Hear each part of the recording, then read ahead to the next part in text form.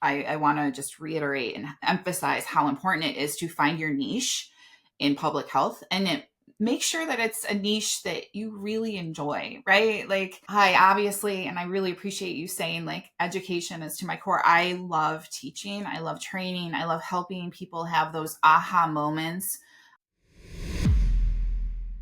Well, this is very exciting to me. I have a special guest who has been on the podcast before and is a sweet friend of mine too. So we spent, in all honestly, we spent some time chatting and catching up before hitting record.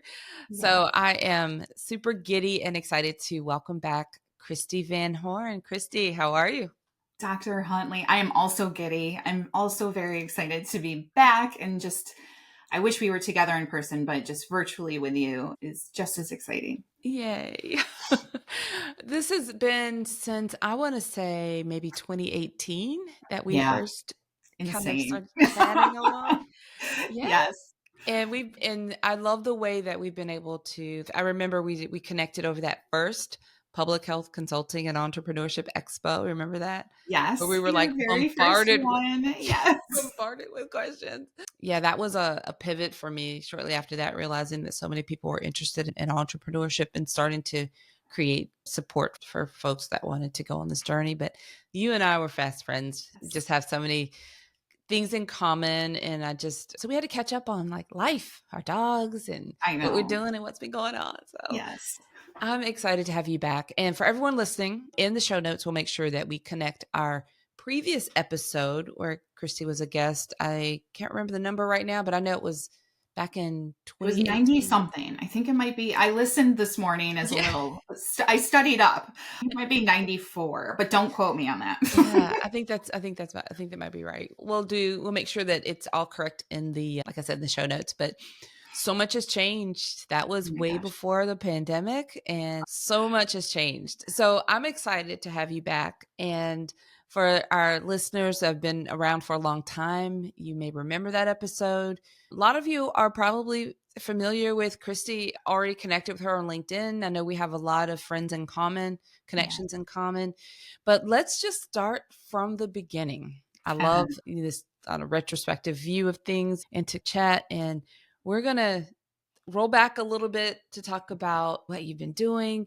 But I guess even before that, why don't you just introduce yourself? Just let's not assume that everyone knows who you are. Let's just do an introduction for people who are just first getting to know you.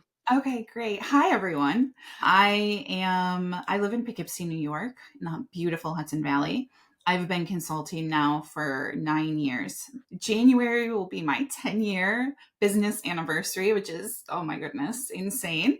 I can't believe it's been that long. I also am an adjunct professor at Vassar College, which is some of my new news. I love that. And I'm going to be starting my DRPH in August at Tulane.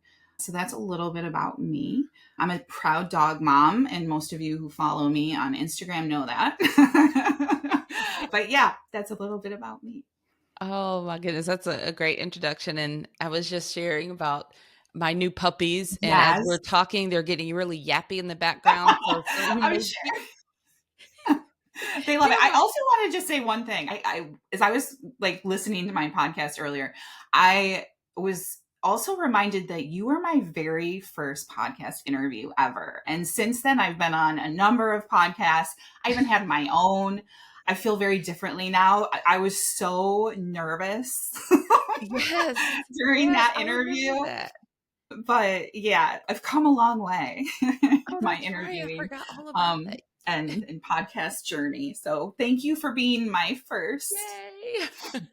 And that's right. You co-hosted a show for a while. I did. Yeah. About extreme periods. It's still around. There's just a new co-host. I had too much on my plate.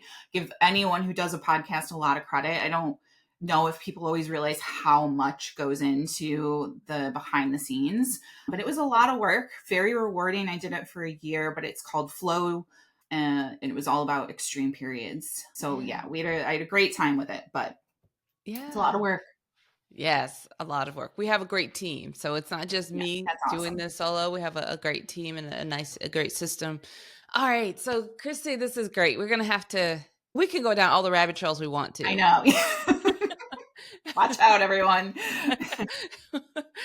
But let's start out with, let's move on to you telling us a little bit about. So one of the questions I like to ask, as you remember, is this beginning point, or Yeah. at least this part where you first became interested in public health or first discovered public health. Can you tell us a little bit about that?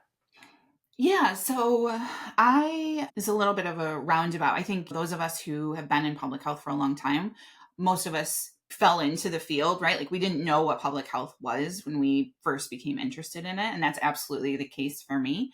As an undergrad, I studied history and genocide studies, which is very dreary, yes. But and I talk about this in the first episode a little bit too, so if folks want more details. But I did an internship. Let me back up just for a second. I grew tired of the question in my history and genocide studies classes of how did we let this happen? How did we allow this to happen years ago? And now we're living through multiple genocides, and I think there's a lot more awareness around it in current time. But there wasn't then. And there was even a genocide going on in the Sudan at this time, 2002. I'm dating myself here. So I did an internship at Human Rights Watch, and I was in the Africa division and focused on HIV in South Africa and misinformation that was being spread in South Africa. So that was my introduction into public health without really knowing that it was public health. So after I graduated with my undergrad in history and my master's in education, I joined the Peace Corps and worked in South Africa volunteered, I should say, in South Africa for 2 years as a Peace Corps volunteer. And the place where I lived, the HIV rates at that time were 33%. So that was my real introduction into public health. And when I came home from the Peace Corps, I worked at Planned Parenthood for 2 years as a health educator, my favorite job of all time, before I went back to school to get my master's in public health. So that's a little bit of my introduction into public health. Now, I know that we all have multiple interests in public health. There's different passions, people, populations, issues. But is there a particular population or condition or public health problem that you're most passionate about now? Yeah, I would say I don't necessarily always work in that. And I think this is notable too for folks, right? Like my work is very focused on health education, training, instructional design. That's what my business is focused on, my consulting business. But my passion projects and what I would say I'm most focused on is women's health. And that's always been the case. And that started when I was in the Peace Corps. And I'm on a board of directors of a national women's health organization. I teach a critical issues in women's health course at Vassar College. So I'm still very engaged in women's health in many ways, but my business doesn't necessarily focus solely on women's health. And I think that's a message there, right? Public health is so broad. There's so much you can do with it. And I have done some projects focused on women's health, but my overall business is really focused on education and training, which can be in any sector within the field of public health. Yeah, that's a great point. I think that sometimes we have a true passion and we stay focused on that. And as consultants, sometimes our projects do get to overlap. I'm in a Yes, similar which is the situation. best. Yeah, exactly. And then sometimes just knowing what that passion is and knowing that focus can help you say yes or no. So even if it's not an exact alignment, you may be able to indirectly connect enough to know that, yeah, I can get excited about this project, Yeah. you know? Yeah, So that's great. So absolutely. tell us a little bit more about your business. I know that we talked about it. You've been in business for a long time. Yeah. Consulting on the last episode back in 18 I compared know. to, or Crazy. 29, yeah, Yeah. early 2019, I think maybe. But compared to now, fill in all the gaps. Yeah, I'm still doing the same work, which is really exciting. I take pride in that this is it's almost 10 years in and I'm still doing the same work. I have been working with a lot of national health organizations on revitalizing, I like to say, other programs from pre-COVID world to now, thinking about how programs are revitalized, right? Because we don't live in the same world anymore. So much has gone online.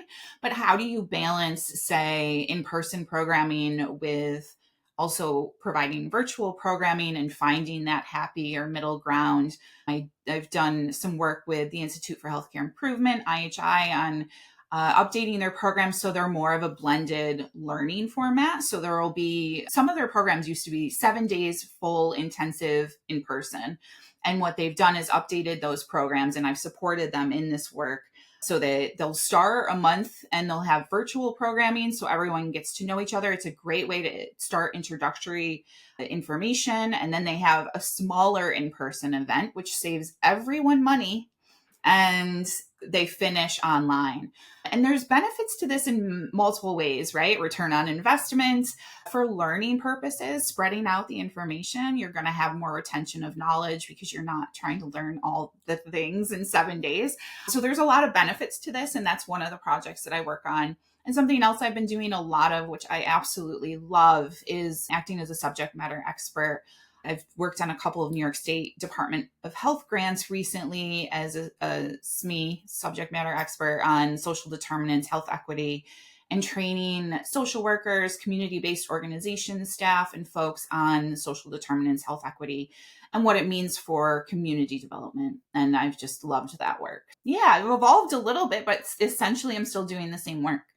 Yeah, that's interesting. I remember way back, we talked a lot about the online programs versus in person, because you Yes. were doing this Train the Trainer series, and Yep. we would talk a whole lot about that. And the majority of what I facilitated was online programs, virtual programs. So that moving into the pandemic and like everything having to be virtual, and then moving away into a lot of hybrid Yeah. programs. So I, even within my work, I know that there's a lot of benefit for that hybrid program and people really embracing that. Even in our mastermind program, like my consulting clients, I do a lot of that. But in the Yes. mastermind program, we Yeah. have the virtual connections, and then we have in-person events, retreats that happen twice a year. And I think that when done well, those programs are just, I think you can just maximize the best of both worlds, you know? Yeah, absolutely. Yep. So Yeah. Yeah, we're awesome. Well, definitely hearing that in the feedback at IHI too. People really appreciate having the time to start learning about something and then having in person. And it's just a great use of time. And as I said, there's behind the scenes stuff there, not necessarily behind the scenes, but retention of learning, right? Like that you don't necessarily consider as maybe a participant, but it's true. You're going to retain more of what you're learning because it's not all jammed into a few days. And yeah, there's just more time for reflection and programming. And yeah, it's a great way to set up your programs. nice. And you are working on making a big step now. Big And step. I am. I swore I would never do it. I really did. I'm sure we talked about it, and I said I will never Uh-huh. ever get my doctorate, Uh-huh. and I think that's what you're alluding to. Yeah. Um, so something changed in 2022. I was asked to teach 2 classes at Vassar College. I applied, and then they asked me, and it was a huge moment in my life, and it has changed my life in the best way. I don't know if I've ever been happier than I am when I am teaching. I in higher ed, that is. Mhm. I was a yeah. I taught high school once. Yeah, that's not the same. That was a very long time ago too. But yeah, I absolutely love teaching. And I was talking, actually, this is funny. I was talking to my therapist about the same thing that I was saying to you. I'm never going to get my doctorate. And she was like, why? You're so happy at Vassar. Like, why wouldn't you get your doctorate if it means you could teach full time? And I was just like, because I've always said I wouldn't do it. And it's so much work. And I'm older. I'm not old, I'm older. But she pushed me, and I didn't know this. She was actually like, I got my doctorate a little bit later in life for the same reason. Like, I wanted to teach. She was also an adjunct at Fordham and wanted to teach full time. So she did the same thing. And of all the people in the world, it is my therapist who pushed me into really considering getting my doctorate. And after a lot of conversations with my husband and really thinking through what it would mean to have a business, to be teaching and going to school, even though it's a part-time program, it's a lot of hats to wear. Because I don't think people always consider that when you're a consultant, you don't just typically have one client, right? So you have multiple jobs and then so it's a lot to juggle. But I'm right now, I'm so excited. I can't wait. I'm ready. Although I know that will die. I know the excitement will, like, the reality will set in eventually, but I am right now I'm ready. I'm ready to go. I think it's exciting. Thank you for sharing that too. I think it's definitely a lot of work. Yeah. That's a fact. So if someone asks me, well, what's my opinion? Yes, do this if this is something that is meaningful to you. You Yeah. really want to do this, not just because, Yes. just whatever randomness there. But yes, also started that journey at an older, stage of Yeah. life. I think it's very rewarding. I think you'll Yeah. get so much out of it. I don't necessarily expect you to all of that enthusiasm will die. I think it could be, There will be you have some, variations. yeah, you'll have some, you're aware of all the different hats, and you're right. There's a lot going on, but I also had that same kind of juggle. So you've got a lot of friends around you that have Yes. been on that path and similar challenges. So lean Yeah. into that network for sure, because that will make a difference. Yes. No, I appreciate you saying that. It's so true. And we do have such an incredible community. And yeah, I'm excited. I also am excited because so I'm going to Tulane and it's an online program. I had to have an online program. And I'm also excited to meet my fellow cohort Yeah. students so that we can also support each other. And because I think that's when you're in person, of course, there's that Mhm. support, but I think you have to work a little bit harder at Yes. supporting one another and reaching out and getting to know each other when it's an online program. I already met a few and I'm thrilled. I only met 5 people in my cohort, but they're all really super incredible. And one of them, we've already become pretty close. And yeah, I'm ready. You can have me back in 2 years and we'll see where I am. Yeah. We'll do Yeah. another one of these and remind me of how excited I was. Yes. Okay. Yes. I think that's a plan. You reminded me, I also completed my doctorate on a Yes. online program, and 2 ladies, there's a few that we connected with and stayed in touch, but the 2 ladies in particular, we've stayed in touch. And in fact, we've met a few times since graduation in person. We attended the Aw. same conference and we have pictures. And Yes. one of them recently, I traveled recently, and we're recording this early summer, so about a month ago. And she and I were able to meet up and have lunch together and just catch up. And it was so wonderful. So we stay in touch, and it's really super nice. So I'm excited for you. Yeah, I Really am excited. too. I Right now I'm very excited. Yeah. I'm ready to go. I'm taking health policy and leadership class. I'm excited for the classes too, which I know I have to take like a finance class. I'm not excited about that. But right now, like I said, I'm Right. all in. I'm ready to go. Yeah. And actually the finance class will be super beneficial for my business and client Right. work and all of the Yeah. board work that I do. So I shouldn't, I'm ready to learn. I'm ready to learn. Yeah. We're gonna make a note to bring you back in a couple of years and have an update. All right, so we're going to transition a little bit, because what I do a little differently now compared to a few years back on the podcast is I call it connecting the dots. And What's that? this is by design, because I understand that we have a variety of people listening to the podcast. And I think that this is such a broad field, public health. It Mm. helps people to connect the dots if we connect the dots for them. So in this question, I feel like it helps people have given a lot of feedback on this and really appreciate hearing this. So the question is, when you think about public health, your education, your experience, training, how does the understanding of public health help you better serve your clients and community and have a greater impact? That's a really great question. So I think my niche is really, as I've mentioned, education and training. And I think so. I'll say this. Some people that I work with, because I'm a consultant, I'll come in and like the people that hire me know that I have a public health background.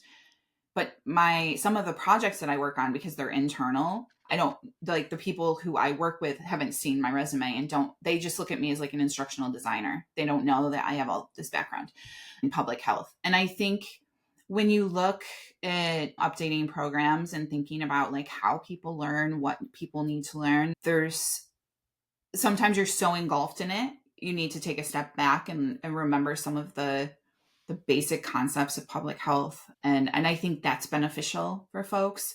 I also think that the work that I do with community-based organizations and social workers, I do a lot of continuing education, as I've already mentioned, for them. And I love those trainings because you think about somebody who works for a local food bank or even a university, or not really connecting exactly what you're saying, those dots of what the work that they're doing is public health, right? They don't understand that addressing food insecurity is actually a health issue, or that making sure that people have access to quality education. Thinking about, I do a lot and I love the history of public health. So one of my more popular sessions that I do, educational workshops, is on the history of public health and making the connection between redlining and that poor health outcomes. And I love taking maps of places that were redlined and then looking at census data from the last census and overlapping poor health outcomes. People just have these aha moments of, oh my gosh, and how it relates to their work. So I think I just answered that question in multiple ways, but I think that would probably be one of my most favorite, is like taking historical context and then overlapping it with what we know and what we see through data today, and helping people to understand the impact of history and how it continues to impact, as I just said. I'm repeating myself, but yeah, I love that. poor health outcomes. I love how you do that, though. You are really pulling all of your background, you Yeah, know? I love it. Yeah, And you history. really are pulling that history, the educator definitely to your core, and Yes. then that public health lens is on everything. What a great response. I really appreciate that Yeah, because I hadn't even thought about that until my mind kept running. I was like, "Oh, the history," and I really do. I love public health history. One of my classes that I teach at Vassar is actually the social history of public health, and I love teaching that class. I go all the way back to the plague and bring us up to current times. Yeah, and I think understanding the context of history and what we've learned through so many different historical events, everything, as I mentioned, the plague to eradicating smallpox. There are so many lessons to be learned and continue. So we know the history is not over. It still impacts our communities. So, yeah. great. Oh, this has been such a great conversation, Christy, and I've enjoyed hearing from you and the catch up. I just have one more question for you, and then we can I'm ready. we can start to wrap up. Now, we have a variety of listeners of the podcast. We have students, professionals, entrepreneurs of all stages, early career Yeah. all the way to senior, just a really diverse audience and an international audience. So I'm really proud of Yeah. how diverse our audience is. But with that in mind, I just wonder if you have is there one bit of advice that you could share from anyone who's listening, or for anyone who's listening that may also be interested in a similar path as yours? Yeah, I think there's a couple things. I talk about just listen, so I know this. In the other episode, I talk about volunteerism a lot, and I would still recommend that. But I have two additional ones. And this is something you say a lot. I want to just reiterate and emphasize how important it is to find your niche in public health, and make sure that it's a niche that you really enjoy, right? Like, hi, obviously, and I really appreciate you saying like education is to my core. I love teaching. I love training. I love helping people have those aha moments when they're thinking about program design. So find your niche, and it's not even can be. The field is so broad, right? And don't necessarily limit yourself. As I already mentioned too, I have many passion projects, volunteer work that I do that are focused on women's health. You don't have to limit yourself if you're like super passionate about one particular topic. I think there are ways to incorporate the work you do. And then my other would be just to network. And we've talked about this so many times. I know these are both things that you talk about all the time, but if there's something particular that you're interested in doing, network, get your foot in the door. That's how I was on I was on the biosafety committee at Vassar College, which is how they knew that I had a degree in public health, right? That's how essentially I would have never applied for the job at Vassar because I don't have a doctorate. But because they reached out to me and said, we need somebody to teach a couple public health classes, and because you're an adjunct, you don't have to have your PhD, network, find opportunities to get involved in places. It might not be a real job, but find opportunities, ways to volunteer and get your foot in the door and network as much as you can. Love that. And I don't think we can say it too much. It's that important, and every person brings a different set of examples and perspective, and I think that it's very beneficial for our listeners to hear. So thank you for sharing that. Thank you Now for having I'm me going back. to I'm going to make sure that we have all the links to connect with you. I'm going to ask that you all connect. I'll tell you how to get to the show notes in a little while and connect with Christie, but make sure that you let her know that you've heard her on the podcast when you reach Yes, out. So that would be wonderful. please. I would Um, love to hear from you. Thank you so much, Christie. This has been such a delight and such a treat to have you back on this episode and to catch up. Yeah, thank you again for having me back. It's always great to see you. And thanks to all your listeners for tuning in.